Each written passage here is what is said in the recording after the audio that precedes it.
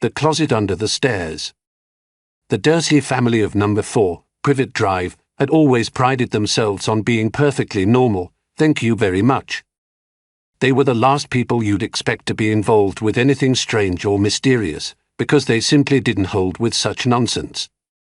At least, that's what Vernon Dursley told himself as he stared across the dinner table at his nephew, who had just dropped what he considered to be the most abnormal bombshell in the history of abnormal bombshells. "I'm transgender," Harry had announced, fork halfway to mouth, as casually as one might comment on the weather. Vernon's face turned the precise shade of purple that usually preceded his most spectacular tantrums. His walrus mustache quivered with barely contained rage. "You what now?" "Transgender, Uncle Vernon." "It means—" "I know what it bloody well means," Vernon bellowed, slamming his meaty fist on the table so hard that the peas jumped. "More of this modern PC rubbish. What's next? You going to tell me you identify as a bloody helicopter?" Petunia Dursley, ever the picture of suburban propriety, nearly choked on her roast beef. She set down her knife and fork with the careful precision of someone defusing a bomb. Now, Vernon," she said in her most diplomatic tone, the one she usually reserved for speaking to the neighbours about their slightly overgrown hedge. "Perhaps Harry is just exploring different aspects of themselves." She said the word themselves like she was handling a particularly venomous snake. On Petunia, Harry said patiently, "This isn't exploration. I've known for a while now. I'm not the gender everyone assumed I was when I was born. My pronouns are date them." "You what now?" Vernon's mustache was practically vibrating at this point. "Pronouns. Instead of calling me he or him, I'd prefer if you used they and them." Dudley, who had been watching this exchange with the fascination of someone witnessing a particularly entertaining car crash, suddenly snorted with laughter. "So what, freak, now you multiple people? Like you've got split personality or something." "That's not how it works, Dudley," Harry said, their voice tight with frustration. "Singular date has been used in English for centuries. It's not about being multiple people. Don't you start lecturing us about the English language, you little," Vernon began, but Petunia cut him off with a sharp look. "Harry, dear," Petunia said, her voice dripping with the kind of false sweetness that made Harry's skin crawl, "are you quite sure about this? I mean, at your age, it's perfectly normal to be confused about things. When I was 15, I thought I wanted to be a ballet dancer, but that phase passed quickly enough." Harry felt their jaw clench. "This isn't a phase, Aunt Petunia. This is who I am." Vernon had been building up pressure like a tea kettle, and now he finally exploded. "Phase? Phase? The whole bloody world's gone mad with this woke nonsense. Back in my day, girls were girls and boys were boys, and none of this ridiculous switching about. You were born a girl, you'll die a girl, and that's the end of it. Actually, Uncle Vernon, I was assigned female at birth, but—" "Assigned?" Vernon's voice cracked like a whip. "Nobody assigned you anything. You came out with girl parts, so you're a girl. It's basic biology." Harry took a deep breath, trying to summon the patience they'd been practicing for weeks in preparation for this moment. "Biology is actually much more complex than that, Uncle Vernon. Sex and gender are different concepts, and—" "Oh, for crying out loud." Vernon threw his napkin down and reached for the television remote. "I'm not listening to another word of this perverted nonsense. There's football on." The television blared to life, drowning out any possibility of further conversation. Vernon turned the volume up vindictively high, as if the sound of grown men kicking a ball around could somehow drown out the reality of his nephew's identity. Harry stared at their untouched dinner, feeling the familiar burn of rejection settling in their chest. They'd expected this reaction, of course, but somehow hoping for better had made the reality sting even more. Over the next few days, the Dursley household became a battlefield of passive-aggressive warfare. Harry, determined to live authentically regardless of their family's reaction, had quietly rearranged their tiny bedroom under the stairs. Where once hung a grudging school photo, now a small rainbow flag was tacked to the wall, a splash of colour in the otherwise drab space. Vernon discovered it on day 3. "What?" he roared, his voice echoing through the house like thunder. "Is that?" Harry looked up from their homework to find Vernon standing in the doorway, pointing at the flag as if it were a particularly venomous spider. "It's a pride flag, Uncle Vernon." "Not in MY House, it isn't."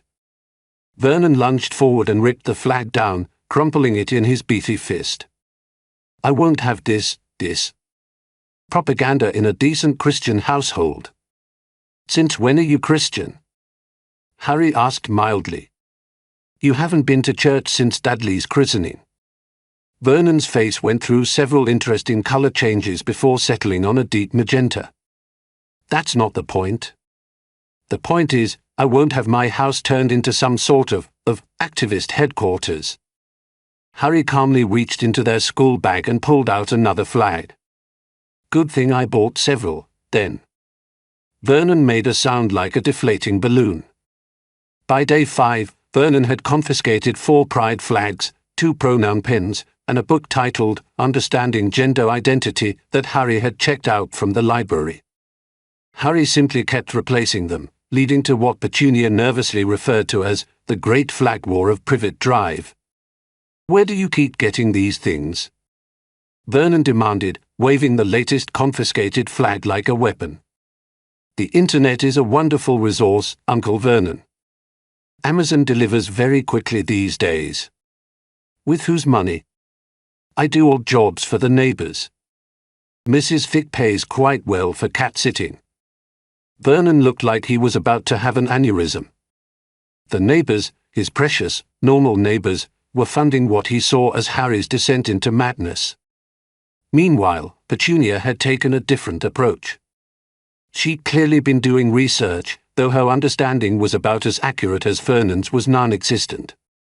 "Harry, sweetie," she said one morning over breakfast, her voice dripping with the kind of concern usually reserved for discussing terminal illnesses. "I've been reading about this condition online." "It's not a condition, Aunt Petunia." Of course. But I found some very interesting articles about how this sort of thing can be caused by trauma. Now, you did have a very difficult childhood before you came to us." "My childhood has been difficult since I came to you too," Harry pointed out. Petunia blinked, clearly not having expected that response.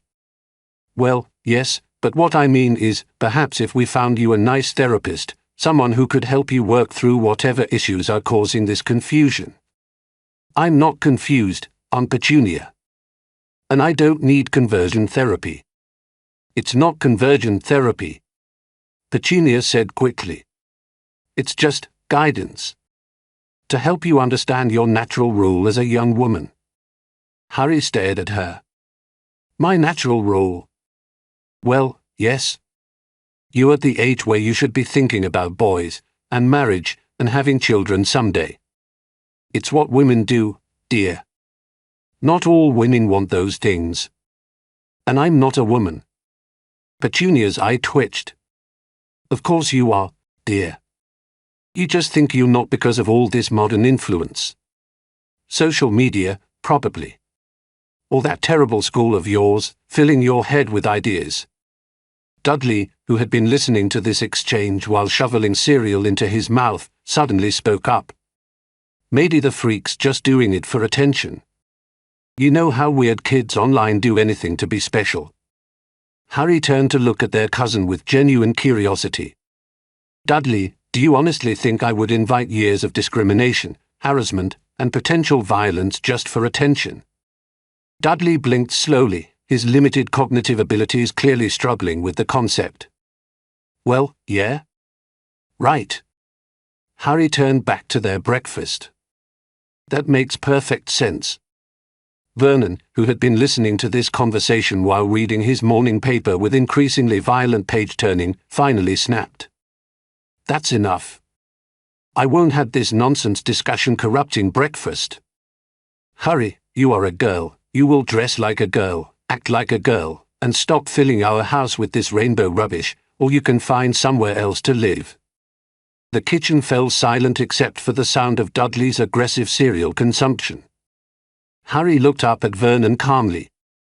"Are you throwing me out, Uncle Vernon?" Vernon's mustache twitched. He clearly wanted to say yes, but the legal implications of kicking out a minor probably occurred to him. "I'm saying that if you want to live in this house, you'll follow this family's values. And those values include not accepting family members for who they are. Those values include not encouraging mental illness."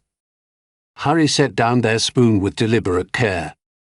"Uncle Vernon, being transgender isn't a mental illness. The World Health Organization declassified it years ago. But you know what is associated with poor mental health outcomes? Family rejection. Lack of support. Hostile home environments." Vernon stared at them, his face cycling through colors like a broken traffic light. Are you threatening me? I'm educating you. Though I realize that might feel threatening, given your relationship with learning." Petunia gasped. Dudley stopped chewing.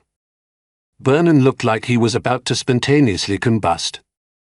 "Right," Vernon said, his voice deadly quiet. "That's it. No more internet. No more library books. No more flags or pins or any of this transgender nonsense. You want to live in my house, you'll be the girl you were born to be." Harry looked at him for a long moment. "Will you use my pronouns? Now? Will you use my chosen name when I pick one? Absolutely not. Will you support me in any way?" Vernon's silence was answer enough. Harry nodded slowly. "Then I guess we understand each other perfectly." They stood up from the table, leaving their breakfast half finished. "I'll be in my room, organizing my pride flags." As they walked away, they could hear Vernon sputtering behind them, but for the first time in days, Harry felt something that might have been peace. They told their truth. The Dursleys' inability to accept it was their problem, not Harry's. Though as they settled into their small room under the stairs, surrounded by the latest batch of pride flags they'd hidden under their mattress, Harry couldn't help but wonder if there was somewhere in the world where being different wasn't treated like a crime. They were about to find out that there was, and it was more magical than they could possibly imagine. But first, they had to survive the rest of the summer with the Dursleys, who were clearly gearing up for what Vernon had begun calling Operation Normal Nephew. Harry suspected it was going to be a very long few weeks. The next morning, Harry woke to find that Vernon had installed a lock on the computer room.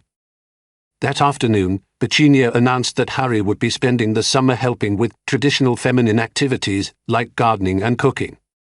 By evening, Dudley had been recruited as an enforcer, tasked with reporting any weird behavior to his parents. "This is ridiculous," Harry muttered, scrubbing potatoes while Petunia supervised with the intensity of a military drill sergeant. "What's ridiculous is thinking you can change your gender like you changing clothes," Petunia replied crisply. "Now, these potatoes need to be perfectly peeled. Cooking is an essential skill for young ladies. I'm not a young lady. You will be if I have anything to say about it." Harry looked at their aunt, really looked at her, and saw something that might have been desperation beneath the determination. Petunia Dursley had built her entire identity around being normal, acceptable, proper. Having a transgender nephew threatened the very foundation of her carefully constructed world. Almost, Harry might have felt sorry for her. Almost. Instead, they just peeled potatoes and planned their next act of quiet rebellion. Because if there was one thing the Dursleys were about to learn, it was that Harry Potter, whatever name they eventually chose, was not going to disappear just to make other people comfortable. The war for Harry's identity had begun, and they intended to win it. Even if they had to do it one pride flag at a time.